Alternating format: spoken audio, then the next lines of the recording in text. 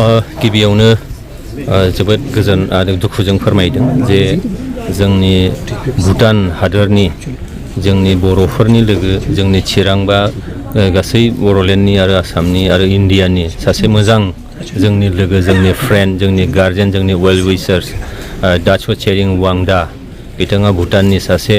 जोबोद सन्मान गोनां सासे सुबुंमोन मानगोनां सुबुंमोन बिथांखौ दाख्लै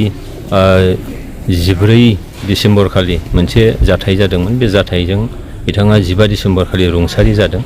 आरो दिनैहाय बिथांनि गोथै सह'खौ बिथांनि न' खाथियावनो दिनै जोबथा बिदाय होनानै सावनाय जाबाय बे हाबाफारियाव आङो सिगाङावनो फैनो होननानै सानदोंमोनब्लाबो फैनो हायाखैमोन दिनै जोबथा बिदायाव फैनो हानानै बिथांनि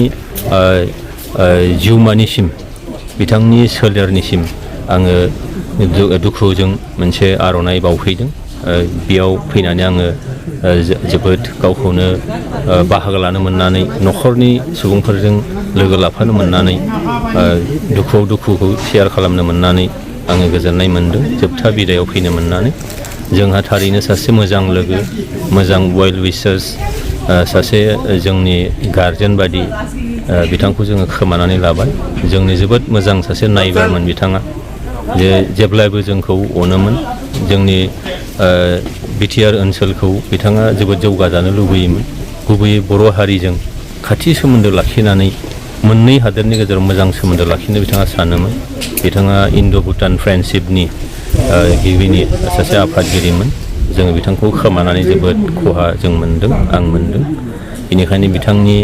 रुंसारि जिउमाखौ जाहाथे सोरगोआव इसोरा आलो गोजोनै लाखियो बेनि थाखाय आं इसोरनि खाथियाव आर'ज गाबबाय न'खरनि साफ्रोमबो सुबुंनो इसोरा जाहाथे गोहो होयो बिथांनि खाथियाव गैयैयाव जाहाथे थांनानै थानो हानाय एसे गोहो बोलो होयो आरो बेखौनो आं हास्थायदों।